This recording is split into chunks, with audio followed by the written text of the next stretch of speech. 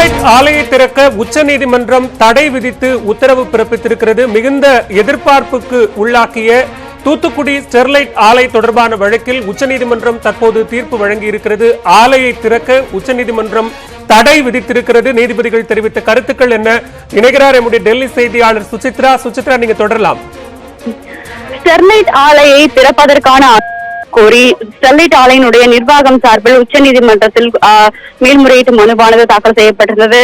மேலும் தேசிய பசுமை தீர்ப்பாயத்தின் உத்தரவிற்கு எதிராக தமிழக அரசு சார்பில் தொடரப்பட்ட மேல்முறையீட்டு மனு மீதான உத்தரவும் தற்பொழுது உச்சநீதிமன்றத்தில் வெளியாக இருக்கிறது. அதாவது ஸ்டெர்லைட் ஆலையை தற்பொழுது திறப்பதற்கான அனுமதியை தங்களால் வழங்க முடியாது எனவும் ஸ்டெர்லைட் ஆலை நிர்வாகம் நேரடியாக சென்னை உயர்நீதிமன்றத்தை அணுகி அதற்கு தேவையான அனுமதியை பெற்றுக் கொள்ளலாம் என்ற ஒரு உத்தரவை தற்போது பிறப்பித்திருக்கிறார்கள். குறிப்பாக ஸ்டெர்லைட் ஆலையை பொறுத்த அளவில் சென்னை உயர்நீதிமன்றத்தை அணுகாமல், அதாவது தென்னிந்திய தேசிய பசுமை தீர்ப்பாயத்தினுடைய உத்தரவிற்கு எதிராக, அதாவது உயர்நீதிமன்றத்தை அணுகாமல் நேரடியாக தேசிய பசுமை தீர்ப்பாயத்தில் முறையீடு செய்ததற்கான காரணம் என்ன என்ற ஒரு கேள்வியை உச்சநீதிமன்றமானது தற்பொழுது முன்வைத்திருக்கிறார்கள். மேலும் விதிமுறைகளை மீறி மேல்முறையீட்டு மனுவை தேசிய பசுமை தீர்ப்பாயத்தில் ஸ்டெர்லைட் ஆலையினுடைய நிர்வாகம் தாக்கல் செய்ததற்கான அடிப்படையில் இந்த மனுவை தள்ளுபடி செய்வதாக தற்பொழுது உச்சநீதிமன்றம் ஒரு உத்தரவை பிறப்பித்திருக்கிறது. அதனால் தற்பொழுது ஸ்டெர்லைட் ஆலையை திறக்க முடியாத சூழல் தற்பொழுது ஏற்பட்டுள்ளது. குறிப்பாக இந்த வழக்கானது மேலும் ஒரு ரிட் மனுவாக உயர்நீதிமன்றத்தில் தாக்கல் செய்யப்பட்டு அதன் பின்னர் புதியதாக விசாரணை நடைபெற்று அதன் பிறகுதான் ஸ்டெர்லைட் ஆலையை திறக்க வேண்டுமா வேண்டாமா என்ற ஒரு உத்தரவை சென்னை உயர்நீதிமன்றமானது பிறப்பிக்கும் என்ற ஒரு உத்தரவையும் தற்பொழுது உச்சநீதிமன்றமானது பிறப்பித்திருக்கிறது. குறிப்பாக தமிழக அரசினை பொறுத்த அளவில் ஸ்டெர்லைட் ஆலையுடைய மேல்முறையீட்டு மனுவானது தள்ளுபடி செய்யப்பட வேண்டும். முறையான விதிமுறைகளை பின்பற்றாமல் அவர்கள் நேரடியாக தேசிய பசுமை தீர்ப்பாயத்தை அணுகியுள்ளார்கள். தமிழகத்தினுடைய மாசு கட்டுப்பாட்டு வாரியமானது ஆலையை திறப்பதற்கான தடை விதிக்கும் பொழுது அவர்கள் சென்னை உயர்நீதிமன்றத்தை தான் நாடி இருக்க வேண்டுமே தவிர தேசிய பசுமை தீர்ப்பாயத்தை நாடி இருக்க கூடாது என்ற ஒரு வாதத்தை முன்வைத்தார்கள். அந்த வாதத்தினை ஏற்றுக்கொண்ட நீதிபதிகள் தற்பொழுது ஸ்டெர்லைட் ஆலை திறப்பதற்கான அனுமதியை வழங்க மறுத்து சென்னை உயர்நீதிமன்றத்தில் புதிய மனு தாக்கல் செய்து அதன் பின்னர் அந்த விசாரணை நடத்தி இறுதி முடிவை பெற்றுக்கொள்ள அறிவுறுத்தி இருக்கிறார்கள். அதனால் ஸ்டெர்லைட் ஆலை நிர்வாகம் சார்பில் தாக்கல் செய்யப்பட்ட அனைத்து மனுக்களும் தற்பொழுது தள்ளுபடி செய்யப்பட்டுள்ளது.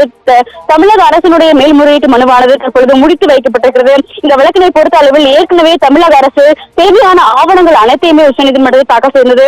குறிப்பாக ஸ்டெர்லைட் ஆலையின் சார்பில் ஏற்படுத்தப்பட்டுள்ள அந்த மாசுபாட்டிற்கான அளவுகள் என்னென்ன, மேலும் ஸ்டெர்லைட் ஆலை நிர்வாகம் தமிழக அரசினுடைய உத்தரவு மற்றும் தமிழக மாசு கட்டுப்பாட்டு வாரியத்தினுடைய உத்தரவிற்கு எதிராக செய்யப்படும் மேல்முறையீடுகளை விதிமுறைகளை மீறி தேசிய பசுமை தீர்ப்பாயம் செய்துள்ளதாகவும், அதாவது வழக்கிற்கு சம்பந்தப்பட்ட உயர்நீதிமன்றத்தில் தாக்கல் செய்யவில்லை என்பதற்கான ஒரு ஆவணங்களையும் தமிழக அரசானது ஏற்கனவே உச்சநீதிமன்றத்தில் விசாரணையின் பொழுது தாக்கல் செய்திருந்தார்கள். அந்த ஆவணங்கள் மற்றும் வாதங்களின் அடிப்படையில் தான் தற்பொழுது உச்சநீதிமன்றம் இந்த மனுக்களை தள்ளுபடி செய்து ஸ்டெர்லைட் ஆலை திறப்பதற்கான உத்தரவுகளை உயர்நீதிமன்றத்திடமிருந்து பெற வேண்டும் என்ற உத்தரவை பிறப்பித்திருக்கிறார்கள். அதனால் ஸ்டெர்லைட் ஆலையை தற்பொழுது வேதாந்தா நிறுவனத்தால் திறக்க முடியாத சூழ்நிலை ஏற்பட்டுள்ளது. சுசித்ரா, எந்த உத்தரவை மேற்கோள் காட்டி அந்த உத்தரவை தொடர வேண்டும்? அதாவது உயர்நீதிமன்ற மதுரை கிளையில பாத்திமா தொடர்ந்த மேல்முறையீட்டு வழக்கில் தற்போதைய நிலையே தொடர வேண்டும் தீர்ப்பு வரும் வரை என்று உயர்நீதிமன்ற மதுரை கிளையில நீதிபதிகள் தெரிவித்திருந்தார்கள். எந்த தீர்ப்பை சுட்டிக்காட்டி அது தொடர வேண்டும் என்று தெரிவித்திருக்கிறார்கள், அல்லது புதிதாக நடத்தப்பட்ட விசாரணையின் அடிப்படையில் தான் இந்த மனுக்கள் தள்ளுபடி அல்லது தீர்ப்பு வழங்கப்பட்டிருக்கிறதா? இந்த தீர்ப்பானது புதிதாக உச்சநீதிமன்றத்தில் நீதிபதிகள் ரோஹிந்தன் நாரிமன் தலைமையிலான அமர்வின் முன்பு நடைபெற்ற விசாரணையின் அடிப்படையில் தான் வழங்கப்பட்டிருக்கிறது. குறிப்பாக தேசிய பசுமை தீர்ப்பாயத்தை பொறுத்த அளவில் மேல்முறையீட்டு மனுக்கள் தமிழக மாசு கட்டுப்பாட்டு வாரியத்தின் உத்தரவிற்கு எதிராக தொடரப்படும் மேல்முறையீட்டு மனுக்களானது சட்டத்திட்டத்தின்படி உயர்நீதிமன்றங்கள் தான் தாக்கல் செய்யப்பட வேண்டும். ஆனால் சென்னை உயர்நீதிமன்றத்தை அணுகாமல் வேதாந்தா நிறுவனமானது நேரடியாகவே தேசிய பசுமை தீர்ப்பாயத்தில் மேல்முறையீட்டு மனுக்களை தாக்கல் செய்தது.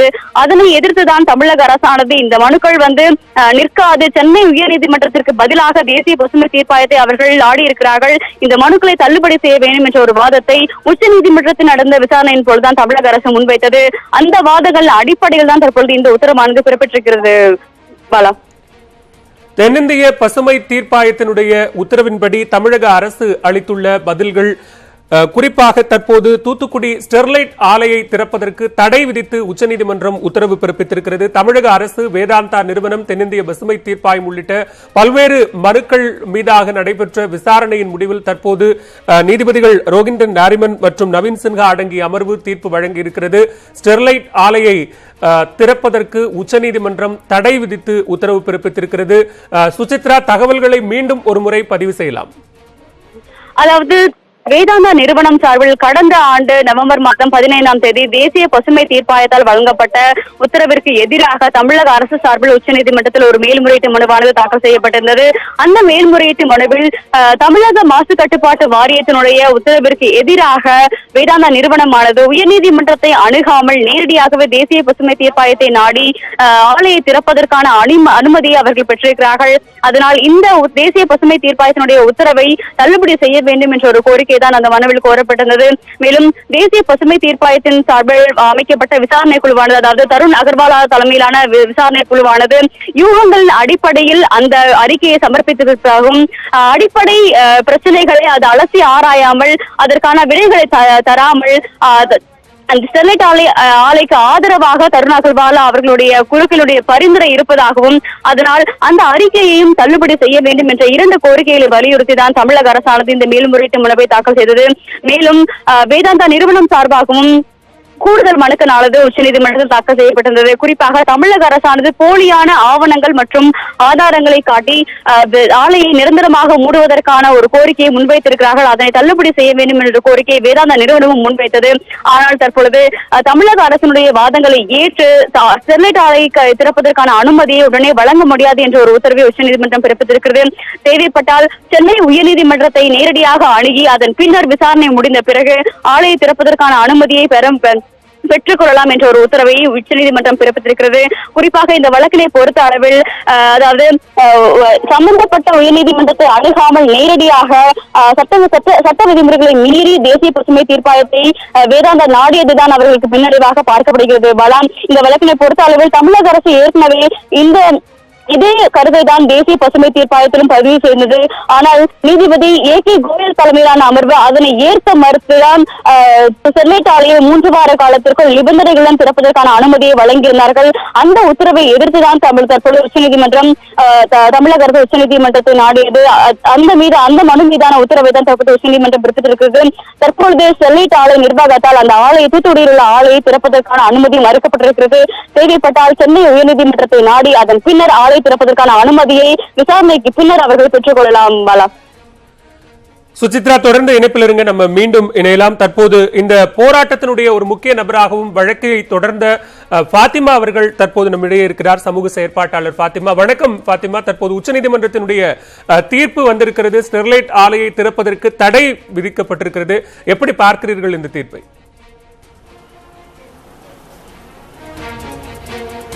இது மக்களுக்கான தீர்ப்பு. எங்களுடைய நியாயங்களை புரிந்து கொண்டு உச்சநீதிமன்றம் இந்த தீர்ப்பை வழங்கியிருக்கின்றது. ஒரு முறையற்ற ஒரு போக்கிலே இந்த வழக்கு சென்று கொண்டிருந்தது. மெயின்டெய்னபிலிட்டி இஷ்யூவிலே ஸ்டெர்லைட் செல்லக்கூடாத ஒரு தளத்திற்கு சென்று முறையற்ற விதமாக தன்னுடைய கோரிக்கையை நிறைவேற்றிக் கொள்ள தன்னுடைய ஆலையை திறப்பதற்கான முயற்சிகளை மேற்கொண்டது. இங்கு NGTயில் தரப்பட்ட அந்த தீர்ப்பு எந்த விதமான நியாயத்துக்கும் உட்பட்டது அல்ல. இதன் அடிப்படையிலே தான் நாங்கள் அதற்கு ஒரு வழக்கு போட்டு தடை பெற்றோம். அந்த தடையும் தாண்டி எப்படியாவது தன்னுடைய பணபலத்தாலும் அரசியல் செல்வாக்காலும் ஆலை திறந்து விடலாம் என்று கனா கண்டு உச்சநீதிமன்றத்திற்கு இந்த வழக்கை இட்டு சென்றார்கள். அங்கேயும் நாங்கள் நம்பிக்கையோடு இருந்தோம். காரணம், என்னென்ன அத்துமீறல்களை செய்திருக்கின்றார்கள், அதற்கான ஆதாரங்கள் என்ன என்பதை கடுமையான அனுபவத்தின் மூலமும் ஆய்வின் மூலமும் நாங்கள் அத்தனையும் திரட்டி வைத்திருந்தோம். அந்த அடிப்படையிலே இந்த வழக்கு மிக சிறப்பாக சென்று இன்றைக்கு ஆலையை திறக்கக்கூடாது என்ற ஒரு தீர்ப்பை நாங்கள் பெற்றிருக்கின்றோம். இது மக்களுக்கும் இந்த போராட்டத்திற்கும் கிடைத்த வெற்றி. அந்த 16, 13+3 உயிர்கள், அந்த ஆன்மாக்கள் இன்றைக்கு சாந்தி அடையக்கூடிய நாள்.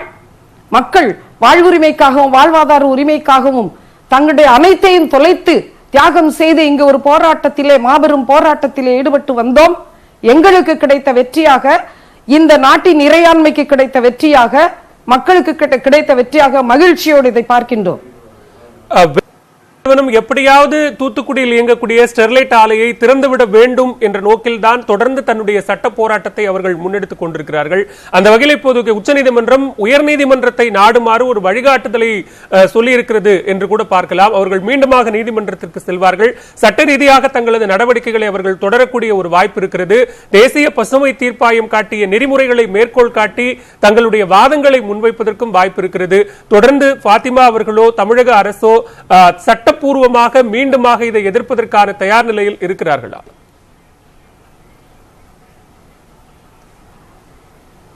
நிச்சயமாக தமிழக அரசும் தூத்துக்குடி பொதுமக்களும் ஸ்டெர்லைட் எதிர்ப்பு மக்கள் இயக்கமும் இதற்கான தயார் நிலையில் இருக்கின்றார்கள் என்பதுதான் உண்மை. காரணம், நம்மிடம் அத்தனை நியாயங்களும் இருக்கின்றன. நிச்சயமாக நீங்கள் கூறியது போல ஸ்டெர்லைட் ஆலை இதோடு தன்னுடைய தோல்வியை ஒப்புக்கொண்டு பின்வாங்கி விடும் என்று எதிர்பார்க்க முடியாது. இன்னும் என்னென்ன வழிகளிலே தங்களை நிலைநாட்டிக் கொள்ள முடியும் என்ற ஒரு முயற்சிகளிலே ஈடுபடுவார்கள். ஆனால் அவர்களை எந்த தளத்திலும் நாம் எந்த மன்றத்திலும் சந்திக்க தயாராக இருக்கின்றோம். நம்முடைய நியாயங்கள் கடைசி வரை நாம் விட்டுக் கொடுப்பதாக இல்லை. நிச்சயமாக மக்கள் நியாயம் வெற்றி பெறும், உண்மை நிலைக்கும், நிற்கும். பாத்திமா, மிக முக்கியமாக தூத்துக்குடியை பொறுத்தவரைக்கும் ஸ்டெர்லைட் விவகாரத்தில் அங்க இருக்கக்கூடிய மக்கள் பிளவுபட்டு நிற்பதுதான் வேதாந்தா நிறுவனத்தினுடைய பலம் என்று பார்க்கப்படுகிறது. இது அதிகாரப்பூர்வமாக இல்லை அப்படின்னாலும் கூட ஒரு தரப்பினர் தொடர்ந்து நிறுவனத்திற்கும் நிறுவனத்தினால் லாபம் அடையக்கூடிய, நேரடியாகவும் மறைமுகமாகவும் லாபம் அடையக்கூடிய சிலர் இன்னும் ஆலைக்கு ஆதரவு தெரிவித்துக் கொண்டு தான் இருக்கிறார்கள். பாதிக்கப்படக்கூடிய ஒரு சில கிராமங்களைச் சேர்ந்த மக்கள் மட்டும்தான் ஆலையை எதிர்த்துக் கொண்டிருக்கிறார்கள். இது ஒரு திட்டமிட்ட போராட்டமாக வடிவமைக்கப்படுகிறது என்று தொடர்ந்து வேதாந்தா நிறுவனம் தரப்பிலிருந்து குற்றம் சாட்டப்படுகிறது. இதை எப்படி பார்க்கிறீங்க?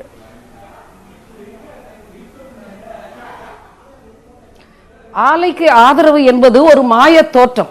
மக்களுடைய வறுமையை, அவர்களுடைய இயலாமையை பயன்படுத்தி, அங்கு பணி செய்யக்கூடியவர்களுடைய இயலாமையை பயன்படுத்தி, அவர்களுடைய குடும்பங்களை உட்படுத்தி சில முயற்சிகள் நடந்து கொண்டிருக்கின்றன என்பது உண்மை. ஆனால் அவர்கள் தனியே நம்மிடம் பேசும்பொழுது தெளிவாக அவர்கள் முன்வைக்கின்ற கருத்து, ஆலையை நாங்கள் எதிர்க்கின்றோம், எங்களுக்கு வேறு வழி தெரியவில்லை என்றுதான் நம்மிடம் தனியாக கூறுகின்றார்கள். அப்படியாக எடுத்துக்கொண்டாலும் கூட அது ஒன்றும் பெரிய ஒரு அளவிற்கா நிறைய மக்கள் அந்த மாதிரியான ஒரு ஆதரவில் இல்லை. இருக்கின்ற மக்களும் காரண காரியங்களோடு அதில் ஈடுபட்டிருக்கின்றார்கள். இது பிளவும் அல்ல, இதற்கு முரண்பாடுகள், ஒரு சில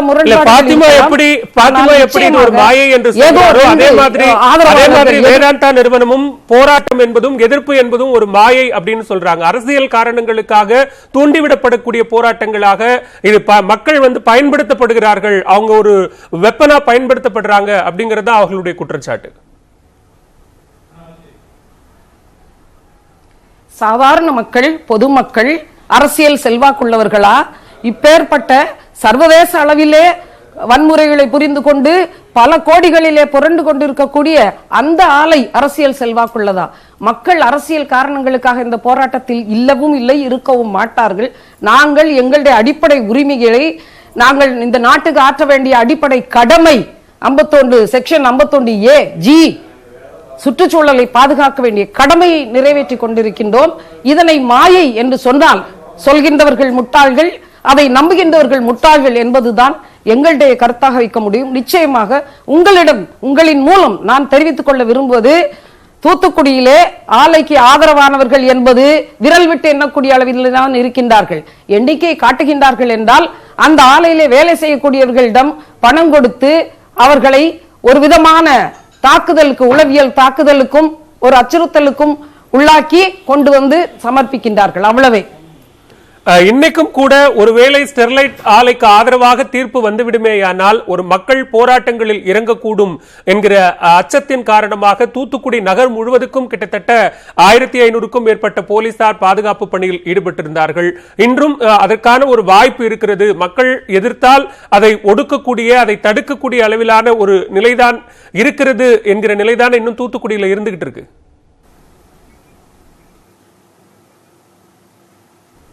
அதாவது அவர்கள் இதை ஒரு சட்டம், காவல்துறையானது இதை ஒரு சட்டம் ஒழுங்கு பிரச்சனையாக மட்டும் பார்க்கின்ற காரணத்தால் அப்படி ஒரு பதற்ற நிலை அவர்களிடையே நிலவுகின்றது. நிறைய பேரை கொண்டு பல்லாயிரக்கணக்கிலே காவல்துறையினரை கொண்டு இங்கு பாதுகாப்புக்கு போடுகின்றார்கள். ஆனால் எத்தனை ஆயிரம் பேர் வந்தாலும் இந்த ஆலை திறக்கப்படுகின்ற ஒரு சூழல் ஏற்பட்டால் இத்தனையும் தாண்டி மக்கள் களத்தில் இறங்குவார்கள், வீதிகளில் இறங்குவார்கள், தங்களுடைய உரிமைகளை நிலைநாட்டுவார்கள் என்பது மறுக்கவோ மறைக்கவோ முடியாத உண்மையாக நீங்களே பார்ப்பீர்கள். பாத்திமா, நீங்க தொடர்ந்து இணைப்பில் இன்னும் சற்று நேரத்தில் அமைச்சர் உடுமலை ராதாகிருஷ்ணன் அவர்கள் நம்மிடையே இணையிருக்கிறார். அவரிடமும் நாம் ஸ்டெர்லைட் ஆலை தீர்ப்பு தொடர்பான கேள்விகளை முன்வைக்க இருக்கிறோம். பாத்திமா, சட்ட ரீதியாக உங்களுடைய அடுத்த கட்ட போராட்டங்கள் எப்படியாக இருக்கும்? நான் ஏற்கனவே குறிப்பிட்டது மாதிரி வேதாந்தா நிறுவனம் இதை மீண்டும் மீண்டுமாக அடுத்தடுத்த கட்டங்களுக்கு இதை எப்படி எடுத்துச் செல்ல வேண்டும், ஆலையை எப்படி திறக்க வேண்டும் என்கிற ஒரு தொழில்நுட்ப ரீதியிலான பார்வைகளை முன்வைப்பதற்கு அவர்கள் தயார்படுத்திக் கொள்வதற்கான வாய்ப்புகள் இருக்கிறது. எனவே பாத்திமாவும் அவர் சார்ந்திருக்கக்கூடிய போராட்ட குழுவும் எப்படியாக சட்ட ரீதியிலான போராட்டத்தை முன்னெடுக்க இருக்கிறார்கள்? இன்னமும் நமக்கு மதுரை உயர்நீதிமன்றத்திலே பிரின்ஸ் கரடோசா வழக்கு இருக்கின்றது. அதுல மிக ஆழமான அழுத்தமான காரணங்களை நாம் வைத்திருக்கின்றோம். இன்றளவும் ஹசாடஸ் வேஸ்ட் ஹேண்ட்லிங், ஆபத்தான கழிவுகளை கையாளுகின்ற அந்த வரைமுறைகளை விதிமீறல் செய்தது குறித்து இன்றைக்கும் அவர்கள் பதில் தரவில்லை. இதுவரை அவர்களால் பதில் தர முடியவில்லை. கிரீன் பெல்ட் இன்றைக்கும் நிலுவையில் இருக்கக்கூடிய ஒரு விதிமீறல். இப்படியாக அடுக்கிக் கொண்டே போகலாம். முக்கியமாக ஒரு விஷயம், இதுவரை ஸ்டெர்லைட்டின் மீது கிரிமினல் வழக்குகள் தொடுக்கப்படவில்லை, குற்றவியல் வழக்குகள் தொடுக்கப்படவில்லை. இனி இந்த சட்ட ரீதியான போராட்டம் தொடருமையானால் அவர்கள் மீது குற்றவியல் தொடர்பான வழக்குகள் தொடர்ந்து அவர்கள் மீது போடப்படும். அந்த அடிப்படையிலே இந்த வழக்குகள் தொடரும். இது வெறும் சட்ட போராட்டமாகவும் மக்கள் உரிமை போராட்டமாகவும் மட்டும் பார்க்க முடியாது. ஏன்னா நிறைய இழப்புகளை மக்கள் சந்தித்திருக்கிறார்கள். சுற்று வட்டாரத்தில் இருக்கக்கூடிய கிராமங்கள்ல நிறைய வியாதிகள் உட்பட மக்கள் இழப்பை சந்தித்திருக்கிறார்கள், உயிரிழப்புகள் இருக்கிறது. ஒரு ஒரு ஊர்ல இருக்கக்கூடிய இந்த ஆலையின் காரணமாகத்தான், ஆலையினுடைய கழிவுகள் காரணமாகத்தான் இத்தனை பெரிய பாதிப்புகள் நடைபெற்று இருக்கிறது என்று சொன்னால், இந்த சட்ட ரீதியிலான போராட்டத்தினுடைய முடிவில் முற்றும் முழுவதுமாக அந்த ஆலையை அங்கிருந்து அகற்றப்பட வேண்டும், ஆலை கழிவுகள் உரிய முறையில் அங்கிருந்து அகற்றப்பட வேண்டும் என்கிற கோரிக்கை முன்வைக்கப்படுமா? ஆமா, நிச்சயமாக. அதாவது சட்ட போராட்டம் என்பது ஒரு வடிவம், எங்களுடைய வாழ்வுரிமை போராட்டத்தின் ஒரு வடிவம் மட்டுமே. அதை இதுதான் எங்களுடைய போராட்டம் என்பது இல்லை. மே 22க்கு பிறகு ஏற்பட்ட காயங்கள், வலிகள் தீரும் வரை ஒரு சட்ட போராட்டத்திலே நாம் முழுமையாக ஈடுபட்டு வந்திருக்கின்றோம். அதில் பல வெற்றிகளையும் கண்டிருக்கின்றோம், தோல்விகளையும் இடையிடையே சந்தித்திருக்கின்றோம். இந்த சூழலிலே சட்ட போராட்டம் என்பது எங்கள் போராட்டத்தின் ஒரு வடிவமே என்பதை பதிவு செய்ய விரும்புகின்றேன். அடுத்த கட்டமாக மக்கள் களம் உயிர்ப்போடு இருக்கின்றது என்பதையும் பதிவு செய்கின்றேன். எந்த விதமான பிளவும் இல்லை. சில முரண்பாடுகள் இருக்கலாம், அவற்றை தாண்டி நாங்கள் வருவோம். மக்கள் களத்திற்கு வருவார்கள். மக்கள் போராட்டம் நிச்சயமாக உறுதி செய்யும். இந்த ஆலை திறக்கப்பட்டால் அதை அடைப்பதற்கு மக்கள் போராட்டம் அதை முடிவெடுத்தே தீரும். மக்கள் மன்றம் அந்த தீர்ப்பை வழங்கும். தற்பொழுது ஒரு வடிவமாக சட்ட போராட்டம் நடந்து கொண்டிருக்கின்றது, அவ்வளவே. இத்தனை உயிர்களை பறிகொடுத்ததுக்கு பிறகு இன்னமும் நாங்கள் பல்வேறு தாக்கங்களுக்கு உட்படுத்தப்பட்டுக் கொண்டிருக்கும் பொழுது இனிமேலும் இந்த ஆலையை நாங்கள் அனுமதிப்பதாக இல்லை. எந்த சூழ்நிலையிலும் நாங்கள் அனுமதிப்பதாக இல்லை. அவர்களுக்கு பல்வேறு வாய்ப்புகள் கொடுக்கப்படலாம். இனியும் தங்களுடைய ஆலையை நிலைநிறுத்திக் கொள்வதற்கு பல்வேறு வாய்ப்புகள் கொடுக்கப்படலாம். அவர்களுடைய பணபலத்தால் அவர்கள் பல்வேறு முயற்சிகளில் இறங்கலாம். நாங்கள் நிச்சயமாக எந்த விதமான அடக்குமுறைக்கும் ஒடுக்குமுறைக்கும் அச்சுறுத்தலுக்கும் அடங்க மாட்டோம். காரணம், அவர்களை போல் வர்த்தக ரீதியாக பணத்திற்காக பல கோடிகளுக்காக நாங்கள் அலைவில்லை. எங்களுடைய தலைமுறைகளுக்காக அவர்கள் வாழ வேண்டும் என்பதற்காக, எங்களுடைய நாட்டின் இறையாண்மைக்காக, எங்களுடைய இயற்கை வளங்களுக்காக நாங்கள் தொடுத்திருக்கும் போர் இது. அதனை எந்த காலகட்டத்திலும் ஜெயிக்காமல் நாங்கள் விடமாட்டோம். உச்சநீதிமன்ற தீர்ப்பு குறித்த விரிவான தகவல்களை எங்களோடு பகிர்ந்து கொண்டமைக்கு நன்றி பாத்திமா. ஸ்டெர்லைட் ஆலையை திறப்பதற்கு உச்சநீதிமன்றம் தடை விதித்திருக்கிறது. உயர்நீதிமன்றத்தை அணுகாமல் உச்சநீதிமன்றத்தை அணுகியது ஏன் என்ற கேள்வியையும் தற்போது உச்சநீதிமன்றம் முன்வைத்திருக்கிறது. வேதாந்தா நிறுவனம், தமிழக அரசு, தென்னிந்திய பசுமை தீர்ப்பாயம் ஆகியவை தொடர்ந்த பல்வேறு வழக்குகளினுடைய விசாரணையின் முடிவில் நீதிபதிகள் ரோஹின்டன் நாரிமன் மற்றும் நவீன் சின்ஹா ஆகியோர் அடங்கிய அமர்வு ஸ்டெர்லைட் ஆலையை திறக்க தடை விதித்து உத்தரவு பிறப்பித்திருக்கிறது. மீண்டும் இணைகிறார் நம்முடைய டெல்லி செய்தியாளர் சுசித்ரா. சுசித்ரா, விவரங்களை மீண்டும் ஒருமுறை பதிவு செய்யலாம். ஸ்டெர்லைட் ஆலையை நிபந்தனைகளுடன் திறக்கலாம் என்ற தேசிய பசுமை தீர்ப்பாயத்தின் உத்தரவிற்கு எதிராக தமிழக அரசு சார்பில் தாக்கல் செய்யப்பட்ட மேல்முறையீட்டு மனு மீதான தீர்ப்பு தான் இன்று உச்சநீதிமன்றம் வழங்கியிருக்கிறது. குறிப்பாக தமிழகத்தினுடைய மாசு கட்டுப்பாட்டு வாரியத்தினுடைய அறிக்கைக்கு எதிராக உயர்நீதிமன்றத்தை நாடாமல் நேரடியாக தேசிய பசுமை தீர்ப்பாயத்தை நாடி உத்தரவை பெற்றது தவறு என்ற ஒரு கருத்தை தற்பொழுது உச்சநீதிமன்றமானது பதிவு செய்திருக்கிறது. குறிப்பாக தேசிய பசுமை தீர்ப்பாயத்தால் நிபந்தனைகளுடன் ஸ்டெர்லைட் ஆலையை 3 வார காலத்துக்கு திறக்கலாம் என்ற உத்தரவும் தற்பொழுது நிறுத்தி வைக்கப்பட்டிருக்கிறது. தேவைப்பட்டால் நேரடியாக உயர்நீதிமன்றத்தை அணுகி இதற்கான விசாரணையை நடத்தி அதன் பிறகு தேவையான தீர்ப்புகளை பெற்றுக் கொள்ளலாம் என்ற ஒரு உத்தரவை தற்பொழுது உச்சநீதிமன்றம் அறிவுரையாக வழங்கியிருக்கிறது. குறிப்பாக தேசிய பசுமை தீர்ப்பாயத்தின் உத்தரவை பொறுத்த அளவில் தருண் அகர்வாலால் வழங்கப்பட்ட நீதிபதி தருண் அகர்வாலுடைய கமிட்டியினுடைய அறிக்கையின் அடிப்படையில் தான் உத்தரவானது வழங்கப்பட்டிருந்தது. தமிழக அரசை பொறுத்த அளவில் தருண் அகர்வாலுடைய கமிட்டியானது யூகங்களின் அடிப்படையில் வரையறுக்கப்பட்டது எனவும் அடிப்படை பிரச்சனைகளை அந்த கமிட்டியானது பரிந்துரைக்கவோ அல்லது அதன் மீதான எந்த ஒரு விரிவான கருத்துக்களை முன்வைக்கவோ இல்லை என்ற ஒரு குற்றச்சாட்டை தமிழக அரசு உச்சநீதிமன்ற விசாரணையின் பொழுது முன்வைத்தது. அந்த வாதங்களை ஏற்றுதான் தற்பொழுது உச்சநீதிமன்றம் இந்த ஒரு தீர்ப்பை வழங்கியிருக்கிறது. தற்பொழுது வேதாந்தா நிறுவனத்தால் ஸ்டெர்லைட் ஆலையை உடனடியாக திறக்க முடியாது, தேவைப்பட்டால் புதிய மனு ஒன்றினை உயர்நீதிமன்றத்தில் சென்னை உயர்நீதிமன்றத்தில் தாக்கல் செய்து அதன் பின்னர் விசாரணை முடிந்த பிறகு உத்தரவுகளை பெற்றுக் கொள்ளலாம் என்ற ஒரு உத்தரவை பரிந்துரையாக தற்பொழுது உச்சநீதிமன்றம் வழங்கியிருக்கிறது. பாலா, உச்சநீதிமன்றம் தற்போது தூத்துக்குடி ஸ்டெர்லைட் ஆலையை திறக்க தடை விதித்து உத்தரவு பிறப்பித்திருக்கிறது. இது தொடர்பான விரிவான விவரங்களை எமது டெல்லி செய்தியாளர் சுசித்ரா தர கேட்டோம். உச்சநீதிமன்றத்தினுடைய தீர்ப்பு தங்களினுடைய சட்ட போராட்டத்திற்கும் தூத்துக்குடி மக்களுக்கும் கிடைத்திருக்கக்கூடிய மிகப்பெரிய வெற்றி என்று சமூக செயற்பாட்டாளர் பாத்திமா நம்மிடையே இணைப்பில் வந்து கருத்துக்களை பதிவு செய்தார். நன்றி சுசித்ரா, நன்றி பாத்திமா.